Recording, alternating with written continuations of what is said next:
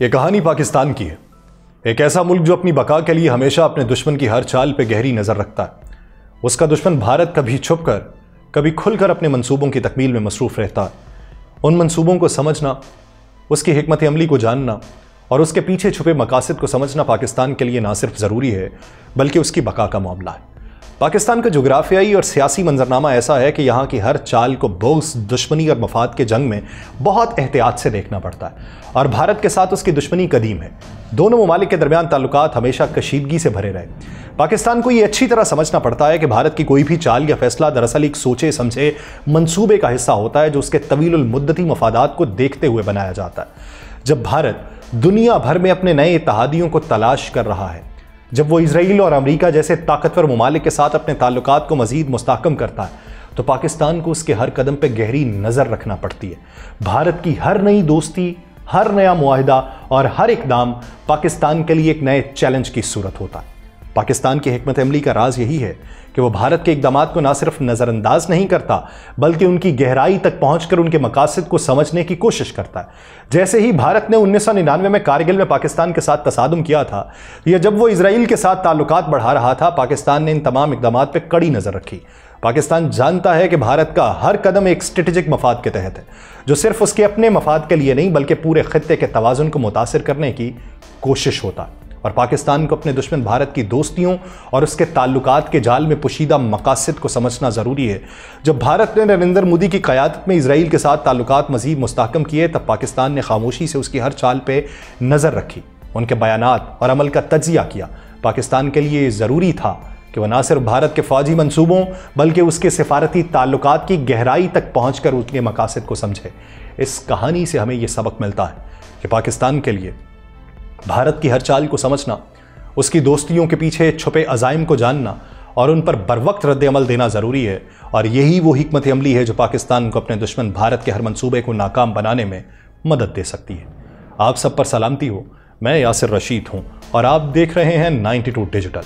ناظرین، اسرائیل اور بھارت کا بڑھتا ہوا گٹھ جوڑ خطے کی تباہی کا پیش خیمہ بن سکتا ہے۔ یہ تعلقات ابتدا میں نظریاتی اختلافات اور مخالفانہ جذبات کے نتیجے میں رہے، مگر وقت کے ساتھ ساتھ یہ تعلقات ایک اسٹریٹجک اتحاد میں بدل گئے جس کا اثر نہ صرف بھارت اور اسرائیل بلکہ پورے خطے پہ پڑے گا۔ کارگل کی جنگ سے لے کر آپریشن سندور تک انڈیا اور اسرائیل نے اپنے مفادات کو ایک دوسرے کے قریب کیا۔ جب انڈیا اور پاکستان کے درمیان کشیدگی میں شدت آئی اور دونوں ممالک نے ایک دوسرے کے علاقوں پر میزائلوں اور ڈرون سے حملے کیے، تب اسرائیل واحد ملک تھا جو کھل کے انڈیا کی حمایت میں تھا، امریکہ بھی نہیں تھا۔ پاکستان نے یہ دعویٰ کیا کہ اسرائیلی ڈرونز انڈیا کے ذریعے پاکستانی علاقے پہ حملہ کر رہے ہیں۔ اس دوران اسرائیلی وزیر اعظم نے نہ صرف انڈیا کی حمایت کی بلکہ انڈیا کے دفاع کے حق کا بھی پرزور اعلان کیا۔ یہ تعلقات اس وقت اور بھی گہرے ہوئے تھے جب نریندر مودی 2014 میں وزیر اعظم بنا۔ اس کے اقتدار میں آنے کے بعد اسرائیل کے ساتھ انڈیا کے تعلقات میں توسیع ہوئی، اور نریندر مودی نے اسرائیل کا دورہ کرنے والا پہلا بھارتی وزیر اعظم بننے کا اعزاز حاصل کیا۔ اس دوران اسرائیل اور انڈیا کے دفاعی اور اسٹریٹجک تعاون میں نمایاں اضافہ ہوا۔ یہ سوال اٹھتا ہے کہ جب دنیا کے بیشتر ممالک پاکستان اور انڈیا کے درمیان تنازع میں غیر جانبدار رہنے کی کوشش کر رہے تھے، تو اسرائیل نے انڈیا کا ساتھ کیوں دیا؟ اس کا جواب اسرائیل کی اسٹریٹجک ضروریات میں چھپتا ہے۔ اسرائیل اور انڈیا کا اتحاد دونوں ممالک کے مفادات کا تحفظ کرتا ہے، لیکن اس کے ساتھ ساتھ یہ خطے کے دیگر ممالک کے لیے خطرے کی گھنٹی بن چکا۔ پاکستان کا اسرائیل کے بارے میں موقف اور اسلامی دنیا کا فلسطین کے معاملے پر موقف ہمیشہ کی طرح غیر متزلزل ہے۔ پاکستان نے اسرائیل کے ساتھ تعلقات قائم کرنے کی کبھی کوشش نہیں کی اور اس کی پالیسی میں کوئی تبدیلی نہیں آئی۔ اسلامی دنیا کا فلسطین کے حق میں موقف بھی مستقل رہا، اور یہ دونوں عوامل اسرائیل اور بھارت کے بڑھتے تعلقات کے تناظر میں اہم ہیں۔ اسرائیل اور بھارت کا گٹھ جوڑ خطے میں ایک نئی سرد جنگ کو جنم دے رہا ہے۔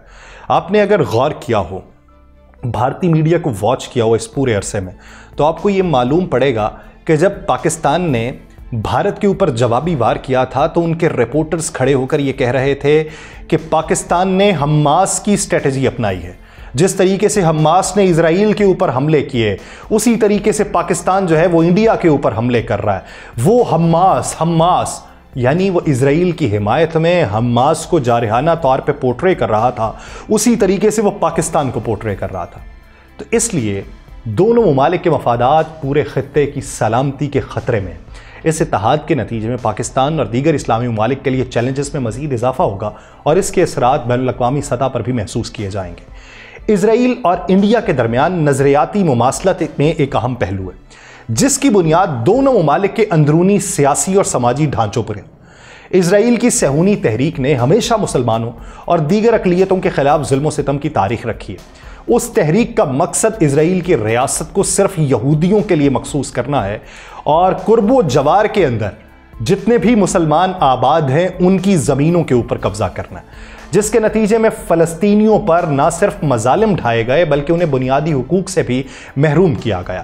فلسطینیوں کو اپنے وطن میں رہنے کا حق نہیں دیا گیا اور ان کی زمینوں پر اسرائیلی ریاست کی قبضے کی کوششیں مسلسل جاری ہیں۔ یہ ظلم جو مسلمانوں کی آزادی اور بقا کے لیے ایک مستقل چیلنج بن چکا ہے، اسرائیل کی ریاستی پالیسی کا حصہ ہے۔ اسی طریقے سے انڈیا میں ہندوتوا نظریہ بھی ایک خاص حد تک ایسی ہی صورتحال پیدا کرتا ہے۔ موجودہ حکومت ہندوتوا کی پالیسی اپنائے ہوئے ہے جس میں مسلمانوں، عیسائیوں اور دیگر اقلیتی مذاہب کے پیروکاروں کے لیے زندگی کے حقوق کو محدود کرنا، اور یہ نظریہ بھارت کو ایک مکمل طور پہ ہندو ریاست میں تبدیل کرنے کی کوشش کر رہا ہے، جہاں اقلیتی مذاہب کے پیروکاروں کو نہ صرف سماجی طور پہ علیحدہ کیا جا رہا ہے بلکہ انہیں اپنے مذہبی عقائد کے مطابق جینے کی آزادی بھی کم کی جا رہی ہے۔ مسلمانوں کے خلاف مسلسل پروپیگنڈا اور ظلم و ستم کی کارروائیاں اسی نظریے کا حصہ ہیں جسے سیاسی سطح پہ بڑھاوا دیا جا رہا ہے۔ اسی طرح دونوں ممالک کے نظریاتی نظام میں ایک واضح مماثلت ہے جس میں اقلیتوں کے حقوق کو نظر انداز کیا جاتا ہے۔ اسرائیل میں فلسطینیوں پہ ہونے والے مظالم اور انڈیا میں مسلمانوں اور دیگر اقلیتی گروپس کے خلاف امتیازی سلوک، دونوں کا مقصد ایک مخصوص مذہبی اکثریت کی بالادستی قائم کرنا۔ ان دونوں ممالک کی پالیسیز میں ایک مشترکہ نقطہ یہ ہے کہ وہ اپنے مقاصد کو پانے کے لیے اقلیتوں کو کمزور اور ان کے حقوق کو تسلیم نہیں کرتے۔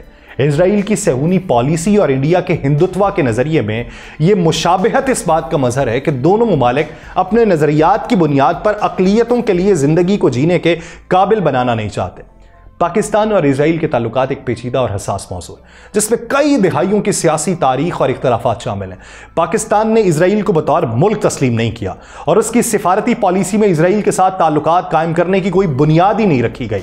اس کی وجہ اسرائیل کی فلسطین کے معاملے پر پالیسی اور مسلمانوں کے حقوق کے خلاف اس کے اقدامات ہیں، اور پاکستان میں اسرائیل کے خلاف مظاہرے معمول کی بات ہے اور عوامی سطح پہ اس کے خلاف جذبات ابھرتے رہتے ہیں۔ پاکستان کا موقف ہمیشہ فلسطینی عوام کے حقوق کے حق میں رہا اور اسرائیل کے قیام سے لے کر آج تک اس نے فلسطینیوں کی حمایت کی۔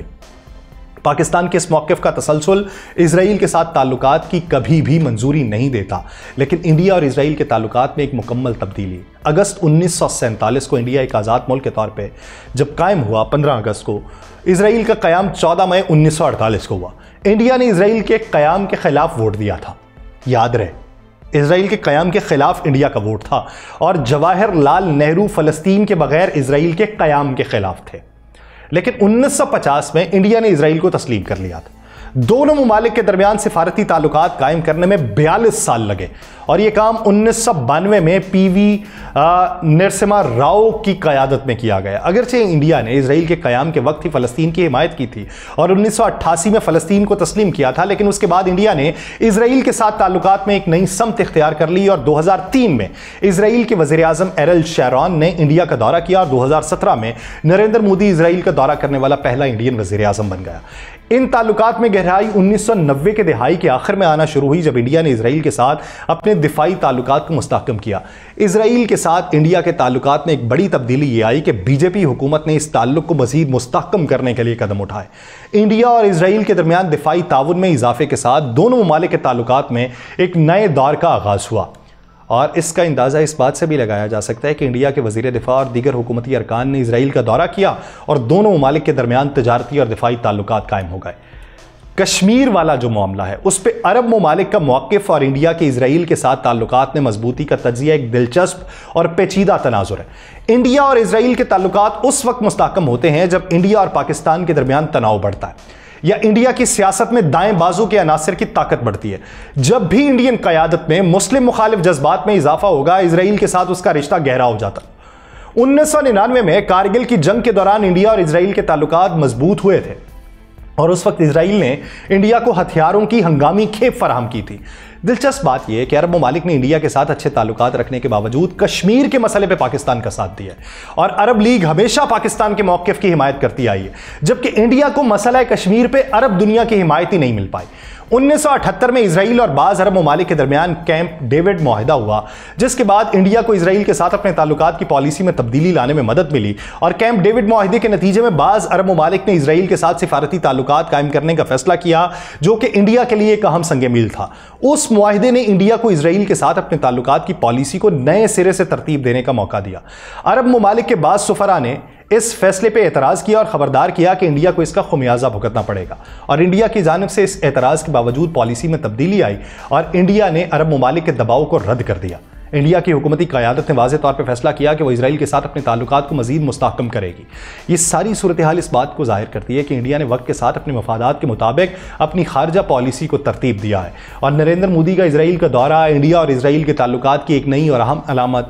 جے این ڈکشت نے اپنی کتاب میں لکھا تھا کہ انڈیا نے بین الاقوامی مسائل پہ کئی اسلامی ممالک کی حمایت حاصل کی، لیکن کشمیر کے مسئلے پہ ان ممالک نے پاکستان کا ساتھ دیا اور انڈیا کو تنہا چھوڑ دیا۔ اس کے باوجود انڈیا نے اپنے مفادات کو مد نظر رکھتے ہوئے اپنی خود مختاری پہ کسی قسم کی مداخلت کو برداشت نہیں کیا، اور انڈیا کی جانب سے مختلف اسلامی ممالک کی حمایت نہ ملنے کے باوجود ان تعلقات پہ اثرات نہیں پڑے۔ اب سوال یہ پیدا ہوتا ہے کہ 1969 میں مراکش میں اسلامی ممالک کے سربراہی اجلاس میں انڈیا کو مدعو کیا گیا، مگر پاکستان کے اعتراضات کے بعد انڈیا سے دعوت واپس لے لی گئی تھی۔